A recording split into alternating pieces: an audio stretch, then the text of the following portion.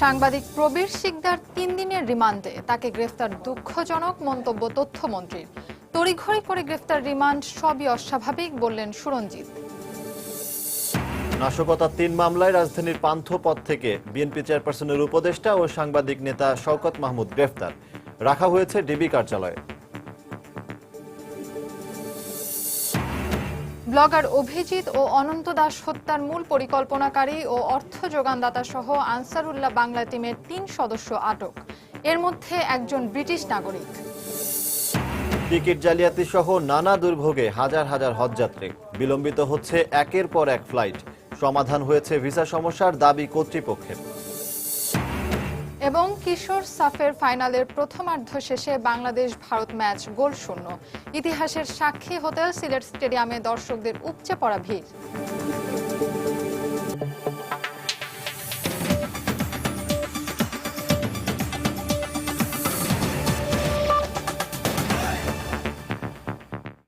বাংলা সময়ের সঙ্গে আছি আমি সজল দাস এবং আমি ফাহমিদা মৌটুসী। ফরিদপুরে তথ্য প্রযুক্তি আইনে দায়ের হওয়া মামলায় সাংবাদিক প্রবীর শিকদারের ৩ দিনের রিমান্ড মঞ্জুর করেছেন আদালত। বেলা ১২টার দিকে ফরিদপুর চিফ জুডিশিয়াল ম্যাজিস্ট্রেট আদালতের বিচারক মোহাম্মদ হামিদুল ইসলাম এর রিমান্ড মঞ্জুর করেন। এর আগে সকালে সাংবাদিক প্রবীর শিকদারকে আদালতে নেওয়া হয়। পুলিশ 10 দিনের রিমান্ড আবেদন করলে আদালত ৩ দিনের রিমান্ড মঞ্জুর করেন। গত 10 আগস্ট প্রাণনাশের আশঙ্কা করে ফেসবুকে স্ট্যাটাস দেন প্রবীর শিকদার। স্ট্যাটাসে তিনি তার মৃত্যুর জন্য এলজিআরডি মন্ত্রী ইঞ্জিনিয়ার খন্দকার মোশাররফ হোসেন, ধনকুবের মুসা বিন শমশের ও যুদ্ধাপরাধী বাচ্চু রাজাকার দায়ী থাকবেন বলে উল্লেখ করেন। এর পরিপ্রেক্ষিতে রোববার সন্ধ্যায় রাজধানীর ফার্মগেটে নিজ অফিস থেকে আটক করা হয় প্রবীর শিকদারকে।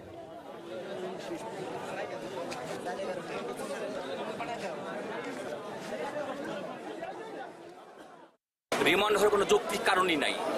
উনটা যেই এজাহারটা দাখিল করেছেন, এজাহারে একের অধিক কোনো আসামি নাই। একজনই স্ট্যাটাস দিয়েছেন এবং একজনের নামই আসামি হিসেবে আসছে। এখানে আর কোনো আসামি যেহেতু নাই এবং অজ্ঞাতনামা কোনো আসামি নাই, সেহেতু একটা কমপ্লিট এজাহার, এই এজাহারে এই রিমান্ডে কোনো আবশ্যকতা নাই। আমাদের বক্তব্য এবং মামলার সপক্ষে যথার্থ যুক্তি তুলে ধরার চেষ্টা করেছি এবং আমরা মনে করি হুজুর আদালতকে বোঝাতে সক্ষম হয়েছি বিধায় হুজুর আদালত ন্যায় পর্বশে দয়া পর্বশে 3 দিনের রিমান্ডের আবেদন মঞ্জুর করেছে। যে সবাই আপনারা আমার জন্য দোয়া করবেন, আমি যেন উপযুক্ত বিচার পেয়ে আমার স্বামীকে মুক্ত করে নিতে পারি।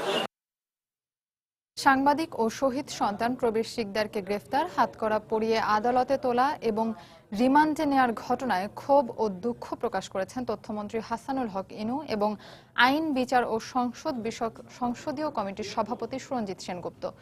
গ্রেফতারের ঘটনাকে দুঃখজনক মন্তব্য করে তথ্যমন্ত্রী জানিয়েছেন, প্রবীর শিকদারকে যাতে আইনি সুরক্ষা পান সে বিষয়ে তার মন্ত্রণালয় নজর রাখবে। অন্যদিকে পুরো বিষয়টিকে অস্বাভাবিক আখ্যায়িত করে প্রবীর শিকদারকে 24 ঘন্টার মধ্যে মুক্তি দিতে সরকার প্রধানের হস্তক্ষেপ কামনা করেছেন সুরঞ্জিত সেনগুপ্ত।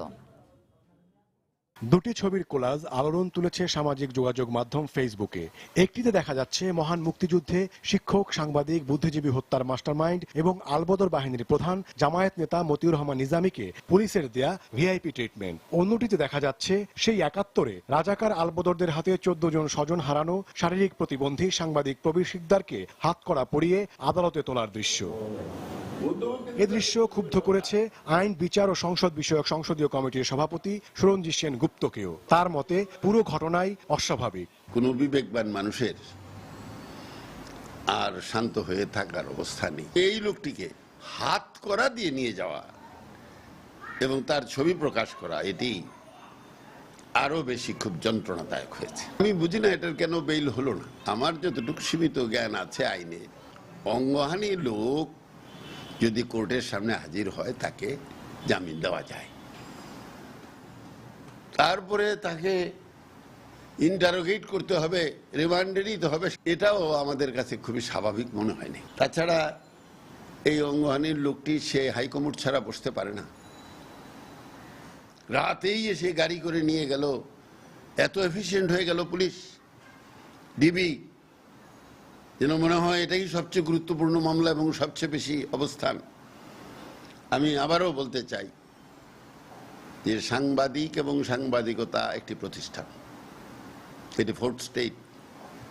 সবাইকে এই জিনিসটি বুঝতে হবে, একটি প্রতিষ্ঠানের বিরুদ্ধে আরেকটি প্রতিষ্ঠান যেতে পারে না। এদিকে সচিবালয়ে তথ্য অধিদপ্তরের সম্মেলন কক্ষে চলমান রাজনৈতিক পরিস্থিতি নিয়ে এক সংবাদ সম্মেলনে সাংবাদিক প্রবীর শিকদারের গ্রেপ্তারকে দুঃখজনক বলে মন্তব্য করেন তথ্যমন্ত্রী। প্রবীর শিকদারের গ্রেপ্তার হওয়ার ঘটনাটা দুঃখজনক বলে আমি মনে করি। তবে প্রবীর শিকদারকে পক্ষে যত রকম আইনি সুরক্ষা নিশ্চয় উনি যাতে বঞ্চিত না হন এবং আইনি সুরক্ষা যাতে নিশ্চিতভাবে পান সেই ব্যাপারে তথ্য মন্ত্রণালয়ের পক্ষ থেকে আমরা সবসময় নজর রাখবো আর কি। প্রবীর শিকদারের গ্রেপ্তারের ক্ষেত্রে পুলিশ কোনো আইনি ব্যত্যয় ঘটিয়ে থাকলে আদালত তা দেখবেন বলেও আশা প্রকাশ করেন তথ্যমন্ত্রী। ওমর ফারুক, সময় সংবাদ, ঢাকা। রাজধানীর পান্থপথে আদর্শ ঢাকা আন্দোলনের এক সভায় যোগ দিতে যাওয়ার সময় বাংলাদেশ ফেডারেল সাংবাদিক ইউনিয়নের একাংশের সভাপতি ও বিএনপি চেয়ারপারসনের উপদেষ্টা শওকত মাহমুদকে আটক করেছে ঢাকা মহানগর গোয়েন্দা পুলিশ। পরে তাকে যাত্রাবাড়ী থানার নাশকতার 3 মামলায় গ্রেফতার দেখানো হয়। পুলিশ জানায় তিনি এই মামলার এজাহার নামীয় এবং চার্জশিটভুক্ত আসামি। খান মোহাম্মদ রুমেলের রিপোর্ট। সকালে রাজধানীর পান্থপথে সামারাই কনভেনশন সেন্টারে আদর্শ ঢাকা আন্দোলন আয়োজন করে ঢাকা সিটি কর্পোরেশন নির্বাচন উত্তর সভা। এতে যোগ দিতে যাওয়ার সময় কনভেনশন সেন্টারের বাইরে থেকে সাদা পোশাকের পুলিশ আটক করে সাংবাদিক নেতা শওকত মাহমুদকে। আটকের পর তাকে নিয়ে যাওয়া হয় গোয়েন্দা পুলিশের কার্যালয়ে। এখানে এসে যেভাবে যে হলে অনুষ্ঠান হবার কথাই হলটাকে বন্ধ রাখা, আমার মতো একজন শিক্ষক এবং আমার চারপাশে যে ব্যক্তিবর্গ আছেন তাদেরকে আটকিয়ে দিয়ে মস্ত বড় একটা কাজ হয়ে গেল বা কাজ করা হলো এইরকম মনে করার কোনো কারণ নেই। পুলিশ কর্মকর্তারা জানান, যাত্রাবাড়ী এলাকায় গাড়িতে ভাঙচুর, অগ্নিসংযোগ, নাশকতা ও ককটেল বিস্ফোরণের অভিযোগে 24 জানুয়ারি যাত্রাবাড়ী থানায় বিস্ফোরক দ্রব্য আইন ও বিশেষ ক্ষমতা আইনে দায়ের করা 3টি মামলার তিনি চার্জশিটভুক্ত আসামি। সেই মামলায় উনি এজাহার নামীয় আসামি এবং ওনাকে চার্জশিটে ওনার নাম আছে। সে কারণে এছাড়া ওনার বিরুদ্ধে একাধিক মামলা আছে বিভিন্ন থানায়। এই অপরাধে ওনাকে আজ সকালবেলা পান্থপথ এলাকা থেকে ওনাকে গ্রেফতার করা হয়। এদিকে দুপুরে গোয়েন্দা কার্যালয়ে শওকত মাহমুদের সঙ্গে দেখা করতে আসেন তার স্ত্রী। তবে পুলিশ দেখা করার অনুমতি দেয়নি বলে দাবি করেন তিনি। ও তো অসুস্থ, অনেক অসুস্থ তো এসে জানি না আমি এটা কেন কিভাবে হলো। আমরা তো জয়েন্ট কমিশনের অনুমতি ছাড়া ঢুকতে দেওয়া যাবে না এটা বলেছে। আর আপনাদের পথঘাট আছে, খুঁজে নেন, আপনারাই পাবেন। সবশেষ সোমবার রাতে একটি বেসরকারি চ্যানেলের টক শোতে অংশ নিয়েছিলেন শওকত মাহমুদ। খান মোহাম্মদ রুমেল, সময় সংবাদ, ঢাকা। এদিকে স্বরাষ্ট্রমন্ত্রী আসাদুজ্জামান খান কামাল সকালে সচিবালয়ে শওকত মাহমুদ ও সাংবাদিক প্রবীর শিকদার প্রসঙ্গে কথা বলেন। তিনি বলেন, যাত্রাবাড়ী থানায় নাশকতার 3 মামলায় সাংবাদিক নেতা শওকত মাহমুদকে গ্রেফতার করা হয়েছে। এছাড়া আইনি সহায়তা না নিয়ে ফেসবুকে স্ট্যাটাস দেওয়ার কারণে সাংবাদিক প্রবীর শিকদারকে গ্রেফতার করা হয়েছে বলে জানান তিনি। সাংবাদিক শওকত মাহমুদের নামে কতগুলি মামলা ছিল, সেই মামলার কারণেই তাকে ধরা হয়েছে এবং এটাই হলো মূল কারণ। প্রবীর শিকদারের ওই যে সেই ফেসবুকে প্রচারণা করেছিলেন তার মৃত্যুর জন্য অমুকে অমুকে দায়ী থাকবেন, সেখানে আমাদের মাননীয় মন্ত্রী, এলজিডির মন্ত্রী, তার পক্ষ থেকে একজনে আবার জিডি করেছিলেন। এটাই মূল কারণ তাকে ধরা। যদি জিডি করতে না নিত তাহলে উনি স্থানীয় এসপিকে বলতে পারতেন কিংবা আইনের আশ্রয় নিতে পারতেন। আমরা উদ্দেশ্যমূলক কাউকে ধরিনি, আমরা কাউকে তার কণ্ঠরোধ করার জন্য ধরিনি। ব্লগার অভিজিৎ রায় ও অনন্ত বিজয় দাস হত্যার মূল পরিকল্পনাকারী ও অর্থ যোগানদাতা সহ আনসারুল্লাহ বাংলা টিমের 3 সদস্যকে আটক করেছে র্যাব। রাজধানীর নীলক্ষেত ও ধানমন্ডি এলাকা থেকে সোমবার রাতে তাদের আটক করা হয়। দুপুরে রাজধানীর উত্তরে র্যাব সদর দপ্তরে আয়োজিত সংবাদ সম্মেলনে এ তথ্য জানানো হয়। গ্রেপ্তার 3 জন হলেন তৌহিদ, সাদেক ও আমিনুল। র্যাবের দাবি, এদের মধ্যে তৌহিদুর রহমান, অভিজিৎ ও অনন্ত হত্যার মূল পরিকল্পনাকারী ও অর্থ যোগানদাতা। আনসারুল্লাহ বাংলা টিমের প্রধান জসিমউদ্দিন রহমানের নির্দেশনা অনুযায়ী তিনি হত্যার পরিকল্পনা করতেন, আর সাদিক সহ আরও 4 জন হত্যাকাণ্ডে অংশ নিতেন। তবে রমজান, নাইম, জুলহাস, জাফরান নামে সেই 4 জন খুনি এখনও পলাতক। গত 26 ফেব্রুয়ারি রাতে ঢাকা বিশ্ববিদ্যালয় এলাকায় অভিজিৎ রায় এবং 12 মে সকালে সিলেটে ব্লগার অনন্ত বিজয় দাসকে কুপিয়ে হত্যা করে দুর্বৃত্তরা।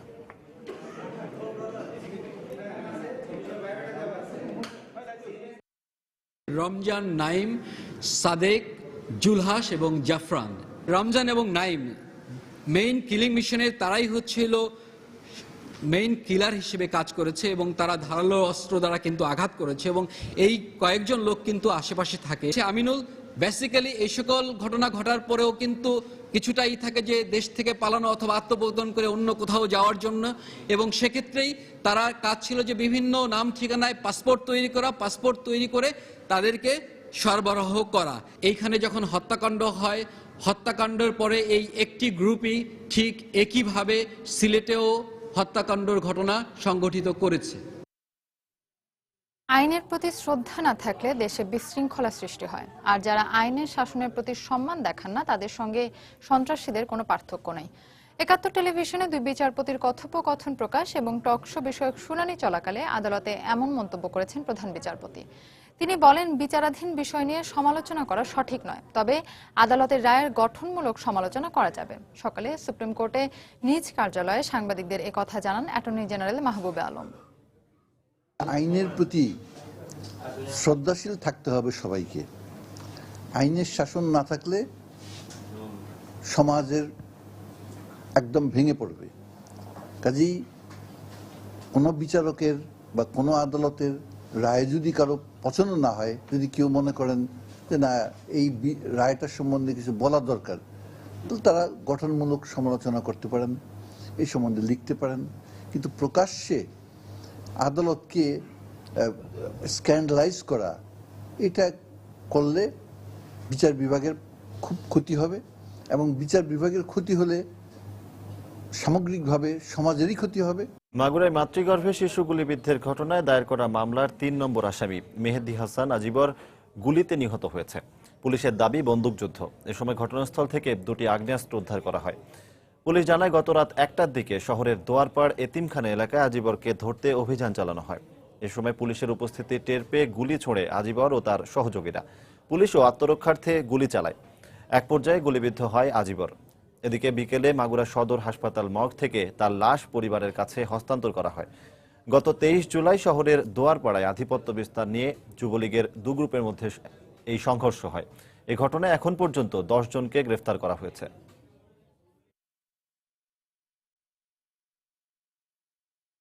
সারা জীবন সে এই আমলিকে কাজ করতেছে, তার সরকার ক্ষমতায় থাকতে তারা এইভাবে মারলো, সেটা আপনারা বিচার করবেন না? দোয়ারপাড়ে আধিপত্য বিস্তার এবং বিভিন্ন সন্ত্রাসী কর্মকাণ্ড, চাঁদাবাজি এবং মাদকের যে ঘটনা, এই নিয়ে আর কি ঘটনা, এটা কোনো রাজনৈতিক ঘটনা নয়। মাগুরার বহুল আলোচিত যে মামলা মাতৃগর্ভে শিশু গুলিবিদ্ধ এবং একই ঘটনায় একজন বৃদ্ধ নিহতের ঘটনায় সে এজান্নেম ৩ নম্বর আসামি।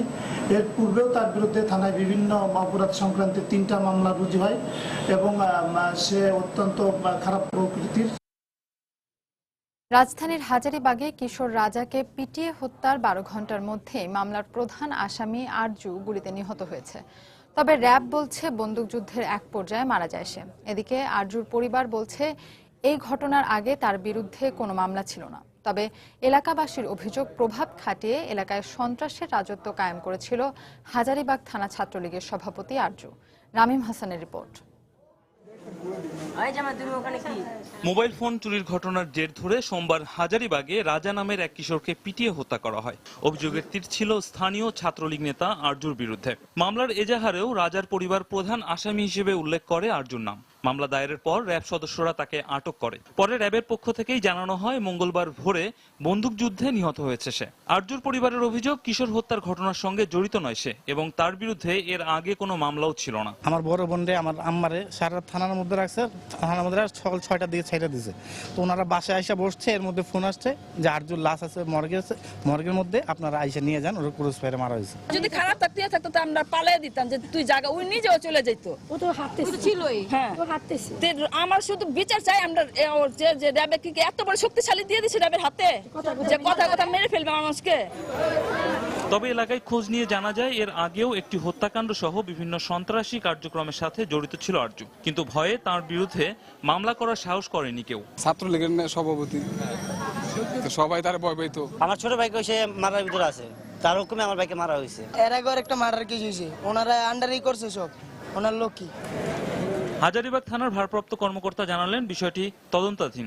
আমরা তদন্ত শুরু করেছি আমরা থানার রেকর্ডপত্র পর্যালোচনা করে দেখছি যে 1 নম্বর আসামি অন্যান্য আসামিদের মধ্যে যারা আছে তাদের থানার রেকর্ডপত্র বা পূর্বের কোনো অভিযোগ আছে কিনা আমরা রেকর্ডপত্রের যাচাই সাপেক্ষে এটা আমরা পরবর্তীতে বলতে পারবো। এদিকে নিহত রাজার মরদেহ ময়নাতদন্ত শেষে তার পরিবারের কাছে হস্তান্তর করা হয়েছে। রামিম হাসান, সময় সংবাদ, ঢাকা। বাংলা সময় আরো থাকছে। স্কুলে আসা যাওয়ার সময় বখাটেদের উৎপাতে চরম নিরাপত্তাহীনতায় গাইবান্ধা সরকারি উচ্চ বিদ্যালয়ের ছাত্রীরা। আমিনাকে উত্ত্যক্তকারী রাইহানের 2 দিনের রিমান্ড মঞ্জুর। এবং চাঁদপুরের শোক দিবসে চাঁদা না দেয়ায় শিক্ষক ও শিক্ষার্থীদের উপর হামলার মামলায় গ্রেফতার 8 আসামিকে কারাগারে পাঠানোর নির্দেশ দিয়েছেন আদালত। হজযাত্রীদের ভিসা জটিলতা কেটেছে বলে কর্তৃপক্ষ দাবি করলেও যাত্রীরা বলছেন ভিন্ন কথা। ভিসা যারা পেয়েছেন তাদের অনেকেই এখনো হাতে পাননি টিকিট সহ অন্যান্য প্রয়োজনীয় জিনিস। এতে চরম দুর্ভোগ পোহাতে হচ্ছে যাত্রীদের। হজযাত্রা নির্বিঘ্ন করতে সরকারকে উদ্যোগ নেওয়ার আহ্বান জানিয়েছেন তারা। এসব হজযাত্রীর কেউ 2 দিন, কেউ বা আবার আরও বেশি সময় ধরে অপেক্ষার প্রহর গুনছেন হাজি ক্যাম্পে। এর মধ্যে কয়েকটি ফ্লাইট চলে গেছে সৌদি আরবের উদ্দেশ্যে, কিন্তু নির্দিষ্ট সময়ে উপস্থিত থাকার পরও ভিসা জটিলতার কারণে যেতে পারেননি অনেকেই। এখন আবার ভিসা মিললেও হাতে পাননি টিকিট, বোর্ডিং পাস। গরমের মধ্যে কষ্ট করতেছি, এতটুকু বিছানার মধ্যে 2 জন করে লোক কষ্ট করতেছি, তার মধ্যে গোসল খাওয়া দাওয়া কত সমস্যা। আর যে পয়সাগুলি আনছি এখানে খাই দিয়ে আমরা শেষ করতেছি। মহিলাদের ভিসা আসছে তো পুরুষের ভিসা আসেনি। এতগুলো লোকের জন্য অপ্রতুল যে কটা টয়লেট আছে ঠিক মতো গোসলের ব্যবস্থা নেই এখানে। এখনো ওই টিকিট পায় নাই, বোর্ডিং পায় নাই, ঘর পায় নাই। হাজিগণ হলো আল্লাহর মেহমান, আর এই মেহমানদের যদি এই অবস্থা হয় তাহলে কি হতে পারে। আর কর্তৃপক্ষ বলছে ভিসা জটিলতার সমাধান হয়ে গেছে, এখন ফ্লাইট ব্যবস্থাপনার দিকে নজর দিয়েছেন তারা। কিছুটা বিলম্বে হলেও সবাইকে সৌদি আরব পৌঁছে দেওয়া সম্ভব হবে বলেও জানান তিনি। সৌদি কর্তৃপক্ষের অকৃত্রিম সহায়তা সেই ভিসাগুলি গতকালকেই আমরা আনতে পেরেছি। গত রাত্রি থেকে সেই যাত্রীগুলি সম্পূর্ণ ফ্লাইটে গেছেন এবং এরপরে আবার সবকিছু স্বাভাবিক অবস্থায় চলে আসছে। আর 2টা ফ্লাইট আমাদের আছে, বাকি যাত্রীগুলা সেই ফ্লাইটে যাবে। এদিকে ভিসা মিললেও বিমানের টিকিট বুকিং নিয়ে সমস্যায় রয়েছেন বেসরকারি ব্যবস্থাপনার হজ যাত্রীরা। গভর্নমেন্টের পাসপোর্টগুলোতে ভিসা লাগে নাই, পরবর্তীতে আমাদেরকে সেটা দিতে চাইছিল। আবার নাকি গভর্নমেন্টের সেই ফ্লাইটটা আবার চালু হয়েছে, 2 ঘন্টা পিছাই সেখানে আবার গভর্নমেন্টের হাজি যাবে, এই জন্য আমাদেরকে দিতে পারেন না। আমাদের ভিসা হয়ে গেছে, টিকিটের গলযোগা দিতে পারতেছি না। হজ যাত্রা নির্বিঘ্ন করতে সরকারের কার্যকর পদক্ষেপ প্রত্যাশা করেছেন ভুক্তভোগীরা। কামরুজ্জামান মামুন, সময় সংবাদ, ঢাকা। চাঁদপুরের কচুয়ায় শিক্ষক ও শিক্ষার্থীদের ওপর হামলার মামলায় গ্রেফতারকৃত 8 আসামিকে কারাগারে পাঠানোর নির্দেশ দিয়েছেন আদালত। দুপুরে চাঁদপুর সিনিয়র জুডিশিয়াল ম্যাজিস্ট্রেট আদালতের বিচারক রাজীব কুমার বিশ্বাস আদেশ দেন। পুলিশ জানায় মামলার 8 আসামিকে হাজির করে 7 দিনের রিমান্ড আবেদন করেন মামলার তদন্তকারী কর্মকর্তা মোহাম্মদ সফরউদ্দিন। শুনানি শেষে বিচারক রাজীব কুমার বিশ্বাস আসামিদের রিমান্ড না মঞ্জুর করে কারাগারে পাঠানোর আদেশ দেন। শোক দিবসে চাঁদার দাবিতে ভুইয়ারা উচ্চ বিদ্যালয়ের শিক্ষক ও শিক্ষার্থীদের ওপর হামলা চালায় সন্ত্রাসীরা। এই ঘটনায় 8 জনের নাম উল্লেখ সহ 25 জনের বিরুদ্ধে কচুয়া থানায় দায়ের করা হয় একটি মামলা।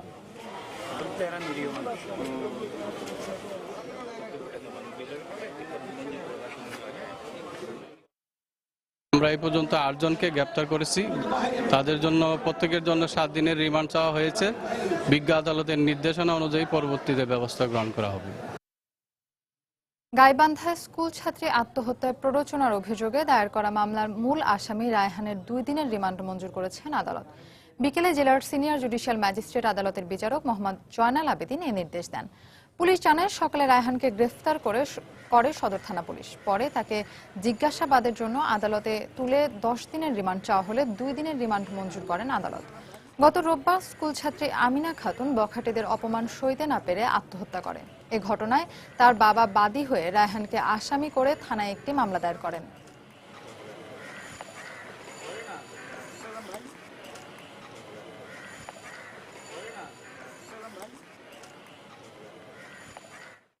দীর্ঘ সময় আমি এই মামলার সপক্ষে যাতে আসামি রিমান্ড মঞ্জুর হয় সেই সুবাদে আমি রিমান্ড শুনানি করেছি।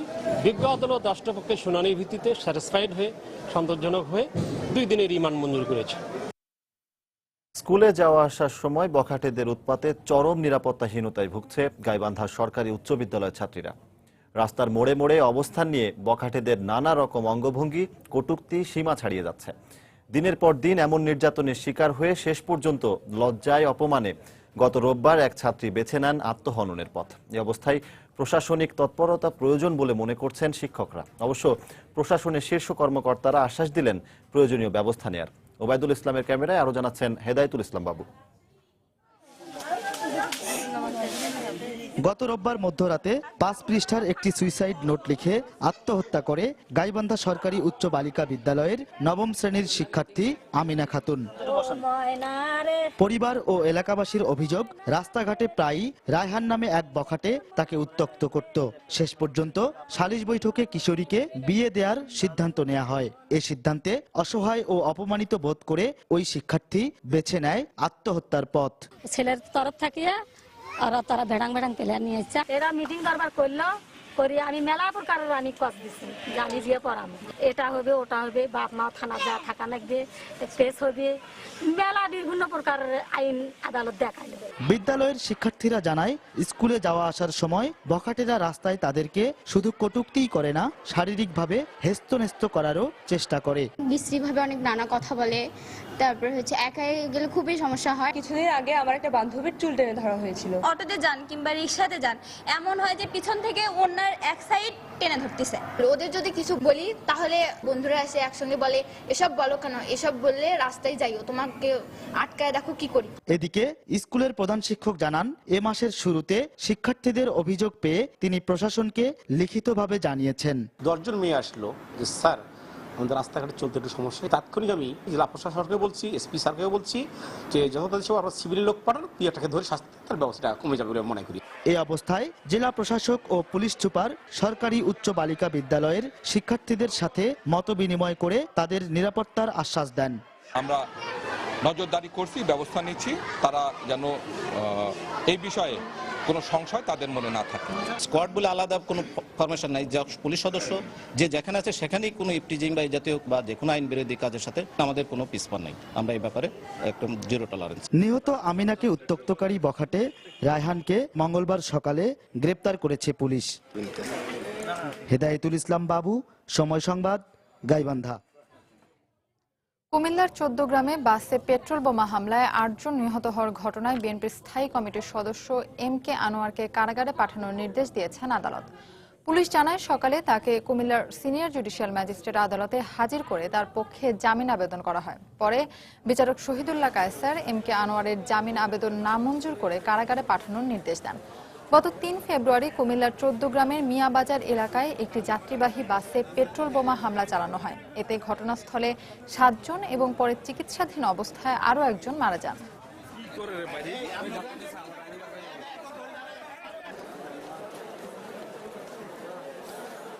সপ্তমবারের মতো পেছালো সাবেক অর্থমন্ত্রী শাহ এএমএস কিবরিয়া হত্যা মামলার চার্জ গঠন।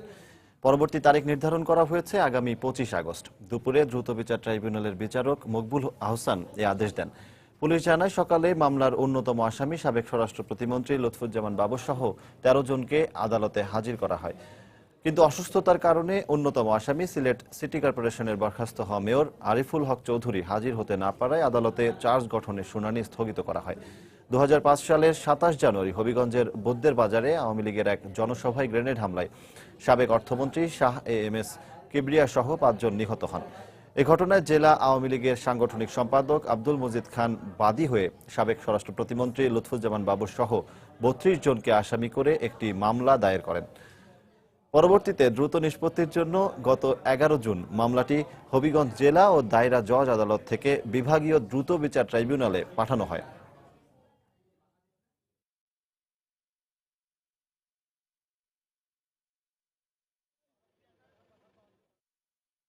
উনাকে সিলেট মেডিকেলে রেখেও এই চিকিৎসা করা যেত। আর মামলাটা যেহেতু দ্রুত বিচারের মামলা, আমরা এটা সামনের দিকে এগোতে পারতাম, কিন্তু এটা অত্যন্ত দুর্ভাগ্যজনক। আমরা আগামী তারিখ 25 তারিখ রেখেছেন। আমরা মেডিকেল রিপোর্টের উপরে আমরা প্রসিকিউশনের পক্ষ থেকে পুঙ্খানুপুঙ্খ আমরা ব্যাখ্যা চাইব এবং আসামিকে আনার আমরা চেষ্টা করব। চট্টগ্রামে আনোয়ারা হত্যা মামলার আসামি মাহমুদুল হকের স্বীকারোক্তির ভিত্তিতে বেশ কয়েকটি অস্ত্র ও গোলাবারুদ উদ্ধার করেছে গোয়েন্দা পুলিশ। এ ঘটনায় সাতকানিয়া থানায় অস্ত্র আইনে একটি মামলা হয়েছে। পুলিশ জানায়, গতরাতে সাতকানিয়া উপজেলায় আসামি ইউপি সদস্য মাহমুদুল হকের গ্রামের বাড়িতে অভিযান চালানো হয়। এ সময় তার বাড়ির পাশের একটি ডোবা থেকে একটি AK-22 রাইফেল, 3টি LG, 2টি ম্যাগাজিন ও 7 রাউন্ড গুলি এবং একটি ধারালো ছুরি উদ্ধার করে গোয়েন্দা পুলিশ। এর আগে গত জানুয়ারি মাসে আধিপত্য বিস্তারকে কেন্দ্র করে খুন হন আনোয়ারা। এ ঘটনায় গ্রেফতার হওয়া মাহমুদুল হককে রিমান্ডে নেওয়া হলে এসব অস্ত্র ও গোলাবারুদের তথ্য দেয় সে।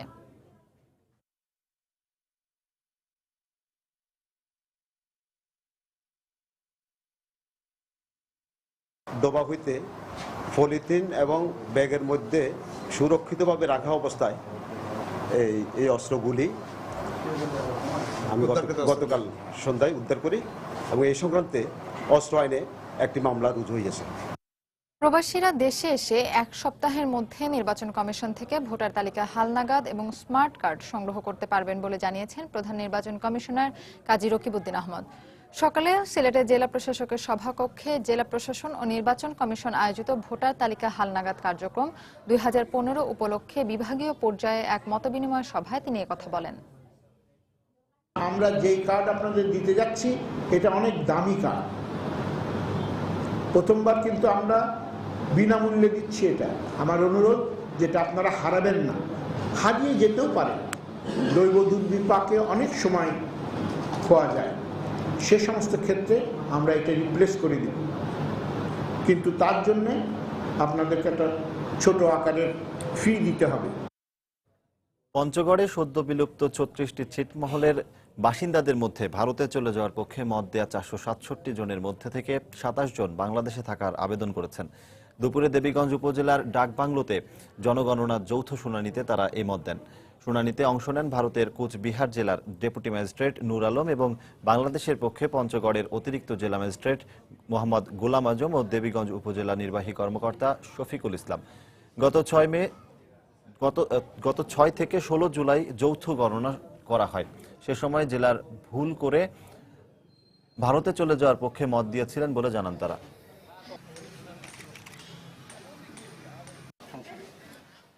আমরা ভারতে যাওয়ার জন্য অপশন দিয়েছি, কিন্তু আমরা মত চেঞ্জ করছি। এখন আমরা বাংলাদেশে থাকতে চাচ্ছি। পরিবার সহ আর কি আবেদন করেছি ভারতে যাওয়ার জন্য। এখন আর যাব না, বাংলাদেশের মানুষ, আমি বাংলাদেশে থাকতে চাই। এটা আমাদের জন্মভূমি, এই কারণেই আমরা এই জন্মভূমিতেই থাকতে চাই আর এখানেই মরতে চাই। ভারতীয় সীমান্তরক্ষী বাহিনী BSF এর 2 সদস্যকে কুমিল্লা সীমান্ত থেকে আটক করে বিজিবির কাছে হস্তান্তর করেছে স্থানীয়রা। আটককৃতদের ফেরত পাঠাতে বিকেলে বিজিবি BSF এর মধ্যে পতাকা বৈঠক হওয়ার কথা রয়েছে। সকাল 7টার দিকে সদর দক্ষিণ উপজেলার লক্ষ্মীপুর সীমান্ত থেকে তাদের আটক করা হয়। স্থানীয়রা জানায়, এক গরু ব্যবসায়ীকে ধাওয়া করে BSF এর 145 ব্যাটালিয়নের সিপাহী রবিউল ও মুকেশ বাংলাদেশের সীমান্তে ঢুকে পড়ে। এ সময় স্থানীয়রা তাদের ধরে বিজিবির বোয়ারা বিওপিতে সোপর্দ করে। তাদের কাছ থেকে 2টি অস্ত্র ও 2টি ওয়াকি-টকি জব্দ করা হয়েছে। তাদের অনুপ্রবেশের কারণ তদন্ত করে দেখা হচ্ছে বলে জানিয়েছেন বিজিবি 10-এর অধিনায়ক লেফটেন্যান্ট কর্নেল মোখলেসুর রহমান।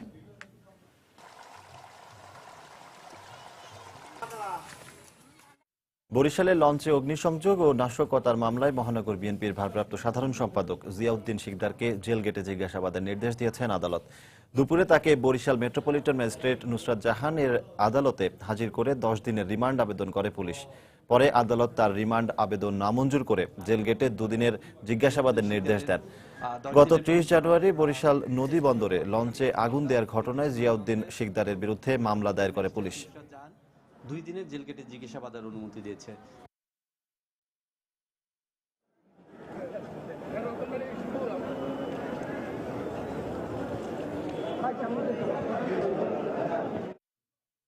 সমুদ্রে বাংলাদেশি জলসীমায় আবারও ভারতীয় ট্রলারের অনুপ্রবেশ বেড়েছে। এসব ট্রলার বাংলাদেশের জলসীমায় শুধু মাছ শিকারই করছে না, তারা বাংলাদেশি জেলেদের ওপর নির্যাতন চালাচ্ছে নানাভাবে। অসহায় বাংলাদেশি জেলেদের অভিযোগ, প্রশাসনের নজরদারির অভাবে ভারতীয় জেলেরা দেশের জলসীমায় অবাধ বিচরণ করছে। তবে জেলেদের অভিযোগ মানতে নারাজ কোস্টগার্ড। বরগুনা থেকে এম এ আজিমের পাঠানো তথ্য ও SM সিফাতের তোলা ছবিতে ডেস্ক রিপোর্ট। বরগুনা সহ বাংলাদেশের উপকূলে হাজারো জেলে সমুদ্রে মাছ ধরে জীবিকা নির্বাহ করে। বর্তমানে জেলেদের অভিযোগ, সমুদ্রে বাংলাদেশের জলসীমায় ঢুকে পড়ছে ভারতীয় মাছ ধরা ট্রলার। ভারতীয় ট্রলারগুলো অত্যাধুনিক যন্ত্র দিয়ে সহজেই মাছের উপস্থিতি শনাক্ত করে সেখান থেকে জোর করে সরিয়ে দিচ্ছে বাংলাদেশি জেলেদের। এক্ষেত্রে প্রতিবাদ করলে বাংলাদেশি ট্রলার ডুবিয়ে দেওয়া সহ ভারতীয়রা জাল ও মাছ লুটিয়ে নিয়ে যাচ্ছে বলেও অভিযোগ জেলেদের। মানে এরা ট্রলার বড় হারা তো মুগলরায় ওরা ওখানে যাইয়া হাজার হাজার বোট বের দেয়, আমরা চালাই যাই ওগোদারে যাই তো আমরা ওগোদারে আর জাল বাইতে পারি না। আমাকে পিডিয়ে যদি আল্লাহ পায় একাল লই যায়। যদি বলি যে আমরা বয়ার পশ্চিমে চলে যান তাহলে আমাকে তারা ওরা সাগর দিয়ে পাড়াই দেয়, তোরা যদি জাল মারো এই জায়গায় আমরা জাল কাটিয়ে দেবো। তাদের ওয়ারলেস আছে, যার ফলে একটা সুবিধা হইলে তাদের সব ডাকিয়ে আনে। আমাদের অনেক কোস্ট বাহিনী নেই কিছু না, আমাদের বাধ্যতামূলক আমাদের রিটার্ন চলে আসতে হয়। অবশ্য কোস্টগার্ডের এই কর্মকর্তার দাবি, জেলেদের অভিযোগ ভিত্তিহীন। সমুদ্রের প্রশাসনের নজরদারিতে কোনো কমতি নেই। আমাদের কাছে কোনো তথ্য নেই যে ভারতীয় জেলেরা এসে আমাদের সীমানায় মৎস্য আহরণ করছে। তবে এই ব্যাপারে আমরা সুনির্দিষ্ট কোনো ইনফরমেশন পেলে আমরা কার্যকরী ব্যবস্থা গ্রহণ করতে তৎপর আছি। বারবার কোস্টগার্ডকে অভিযোগ দেওয়ার পরও কোনো সমাধান না হওয়ায় গত 27 জুলাই পাথরঘাটা উপজেলার সব মৎস্যজীবী ভারতীয় ট্রলারের বিরুদ্ধে মানববন্ধন ও বিক্ষোভ মিছিল করে। পাশাপাশি ইউএনওর মাধ্যমে প্রধানমন্ত্রীর বরাবর স্মারকলিপি জমা দেন তারা। সময় সংবাদ, বরগুনা। কুড়িগ্রামে নাশকতার পরিকল্পনার অভিযোগে আটক 13 শিবির কর্মীর মধ্যে 6 জনকে কারাগারে পাঠানোর আদেশ দিয়েছেন আদালত। বাকি 7 জন কিশোর হওয়ায় তাদের শিশু আদালতে পাঠানো হয়েছে। বিকেলে জেলা চিফ জুডিশিয়াল ম্যাজিস্ট্রেট আদালতের বিচারক শরীফ উদ্দিন আদেশ দেন। পুলিশ জানায়, সকালে জিজ্ঞাসাবাদ শেষে আটককৃতদের সদর থানা থেকে আদালতে নিয়ে যাওয়া হয়। গতকাল বিকেলে গোপন বৈঠক করার সময় নাগেশ্বরী উপজেলার কাঁচাহাটা বাজার এলাকায় অভিযান চালায় পুলিশ। এ সময় একটি দোকান থেকে 13 শিবির কর্মীকে আটক করা হয়। এদিকে আটককৃতরা সবাই ইসলামী ছাত্র শিবিরের কর্মী বলে নিশ্চিত করেছে পুলিশ।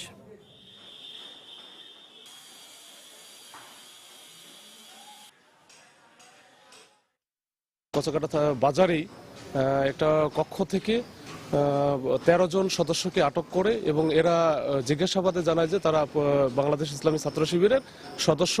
নিরাপত্তার স্বার্থে তাদেরকে কচাকাটা থানা না নিয়ে আমরা সদর থানা নিয়ে আসি এবং তাদেরকে জিজ্ঞাসাবাদে অনেক গুরুত্বপূর্ণ তথ্য আমরা পেয়েছি, যেটা তদন্তের স্বার্থে এখনো জানানো যাচ্ছে না। আর তাদেরকে এখন আদালতে অলরেডি সোপর্দ করা হয়েছে। মধ্যবর্তী নির্বাচনের কথা বলে অস্থিতিশীল পরিবেশ তৈরির চেষ্টা করা হচ্ছে বলে মন্তব্য করেছেন সংস্কৃতি মন্ত্রী আসাদুজ্জামান নূর। এর মাধ্যমে একটি বিশেষ মহল রাজনৈতিক ধূম্রজাল সৃষ্টি করে মানুষকে বিভ্রান্ত করতে চাইছে বলেও উল্লেখ করেন তিনি। সকালে নীলফামারী সার্কিট হাউসে তৃণমূল পর্যায়ে ফুটবল বিতরণ শেষে সাংবাদিকদের সাথে আলাপকালে তিনি এ মন্তব্য করেন। প্রধানমন্ত্রীর নেতৃত্বে আমরা এখন মধ্য আয়ের দেশ হিসেবে আমরা ওই লক্ষ্যে পৌঁছানোর চেষ্টা করছি। সেই রকম একটি সময়ে যারা মধ্যবর্তী নির্বাচনের কথা বলছে তারা আসলে দেশে এই রাজনৈতিক একটা ধূম্রজাল তৈরি করে মানুষকে বিভ্রান্ত করার চেষ্টা করছে। বাংলাদেশের মানুষ এখন এই ধরনের রাজনৈতিক অপপ্রচারে কান দেবে না এবং তারা বাংলাদেশের মানুষ এখন উন্নতির স্বাদ পেয়েছে। বাগেরহাটের সাইনবোর্ড বগি আঞ্চলিক সড়কের 18 কিলোমিটার এলাকা জুড়ে বড় বড় খানাখন্দকে সৃষ্টি হয়ে যান চলাচলে অনুপযোগী হয়ে পড়েছে। এতে চরম দুর্ভোগে পড়েছেন এলাকাবাসী। কচুয়া, মোড়লগঞ্জ ও শরণখোলা উপজেলার প্রায় 6 লাখ মানুষের চলাচলের একমাত্র সড়ক সাইনবোর্ড বগি আঞ্চলিক মহাসড়ক। দীর্ঘদিন ধরে মেরামত না করায় চলতি বর্ষা মৌসুমে সড়কটির প্রায় 18 কিলোমিটার এলাকা জুড়ে ব্যাপক খানাখন্দের সৃষ্টি হয়েছে। বিকল হয়ে যাচ্ছে যানবাহন, ঘটছে নানা দুর্ঘটনা। এতে চরম দুর্ভোগে রয়েছে এলাকাবাসী। তবে ওয়ার্ক অর্ডার হয়ে যাওয়ায় শিগগিরই সড়কটির মেরামত কাজ শুরু হবে বলে জানিয়েছেন নির্বাহী প্রকৌশলী মোহাম্মদ নাহিন রেজা।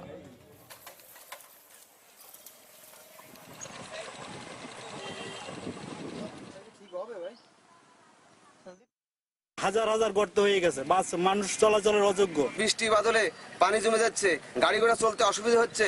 রাস্তার কোনো উন্নতি হয় না এবং আমাদের এই ভোগান্তি প্রত্যেক দিন, আমরা টাইমলি পৌঁছতে পারি না।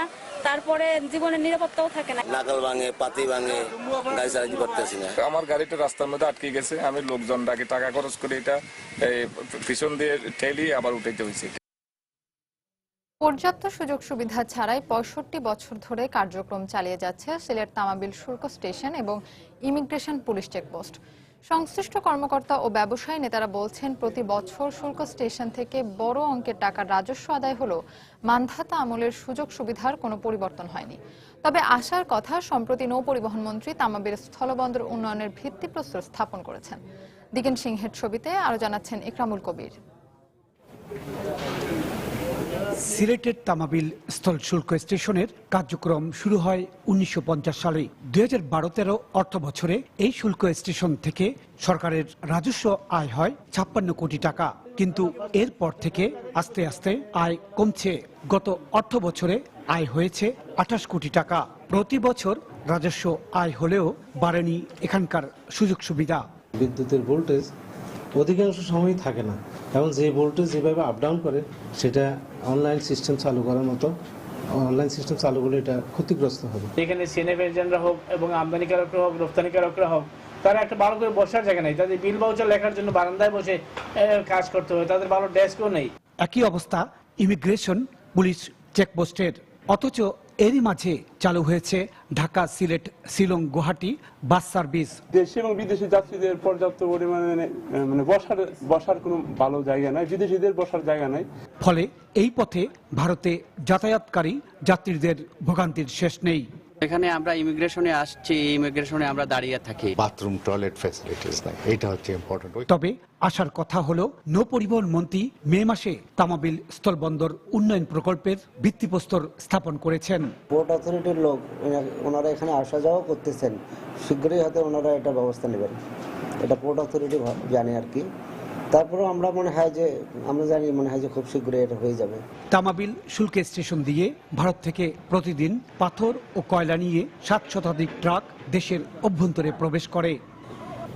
ইকরামুল কবির, সময় সংবাদ, সিলেট।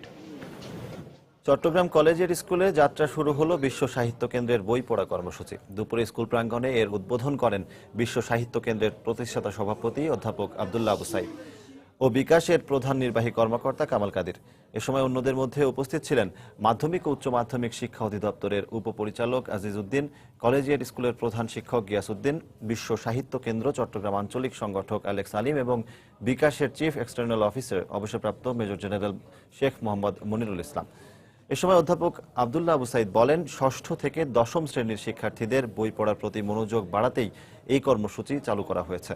বিশ্ব সাহিত্য কেন্দ্র পরিচালিত বই পড়া কর্মসূচিতে যৌথভাবে কাজ করছে মোবাইল ব্যাংকিং প্রতিষ্ঠান বিকাশ।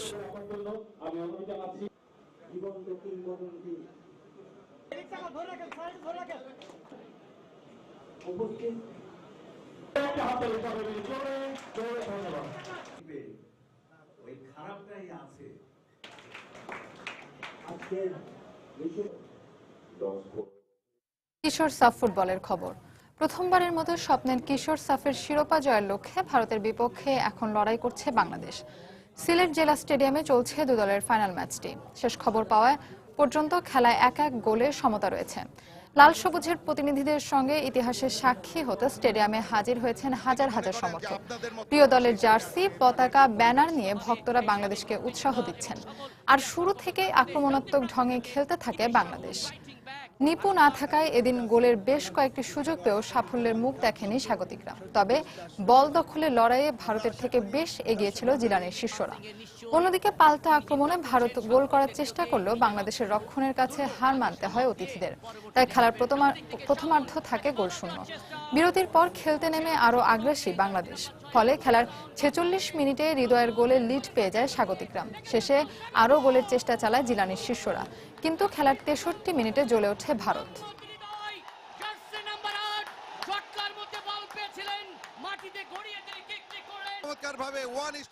প্রথমবারের মতো শিরোপা জয়ের মিশনে ফাইনালে এখন বাংলাদেশ ভারত ম্যাচ 1-1 গোলে সমতায় রয়েছে। দর্শক, এই মুহূর্তে সিলেট বিভাগীয় স্টেডিয়ামে আছেন সহকর্মী আব্দুল আহাদ। আমরা সরাসরি চলে যাচ্ছি তার কাছে। আহাদ,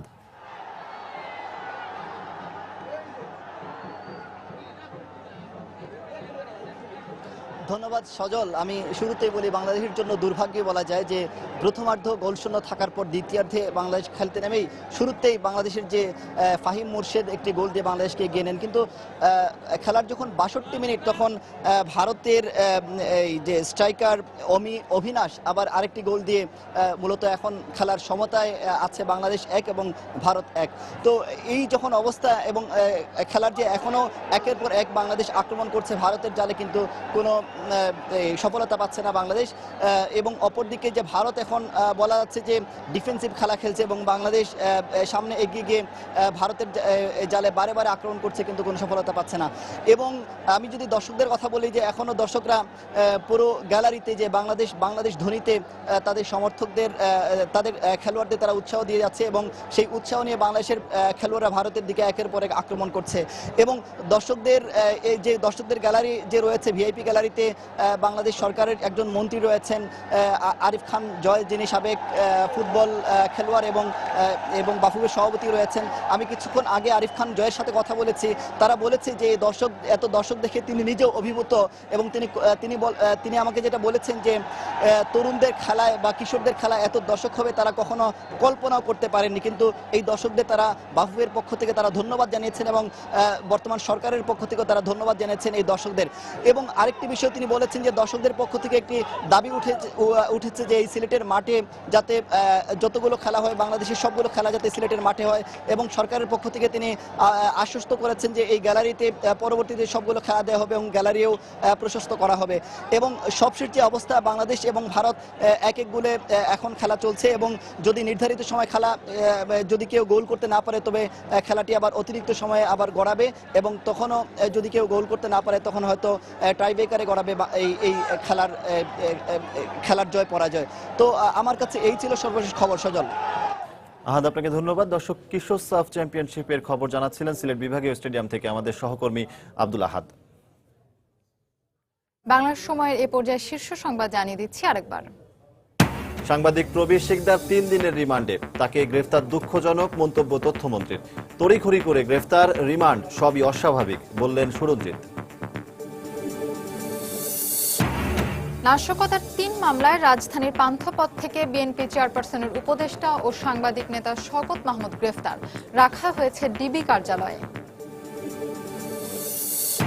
ব্লগার অভিজিৎ ও অনন্ত দাস হত্যার মূল পরিকল্পনাকারী ও অর্থ যোগানদাতা সহ আনসারুল্লাহ বাংলা টিমের 3 সদস্য আটক, এর মধ্যে একজন ব্রিটিশ নাগরিক। টিকিট জটিলতা সহ নানা দুর্ভোগে হাজার হাজার হজযাত্রী, বিলম্বিত হচ্ছে একের পর এক ফ্লাইট, সমাধান হয়েছে ভিসা সমস্যার দাবি কর্তৃপক্ষের। এবং কিশোর সাফের স্বপ্নের ফাইনালে বাংলাদেশ ভারত ম্যাচ 1-1 গোলে সমতায় আছে। ইতিহাসের সাক্ষী হতে সিলেট স্টেডিয়ামে দর্শকদের উপচে পড়া ভিড়। দর্শক, এই ছিল বাংলার সময়। যে কোনো খবর পেতে ভিজিট করুন সময়নিউজ.tv। এছাড়া এই মাত্র পাওয়া খবর আপনার মোবাইলে পেতে SMS করুন *SN লিখে পাঠিয়ে দিন 16242 নম্বরে। সঙ্গে থাকুন সময়ের।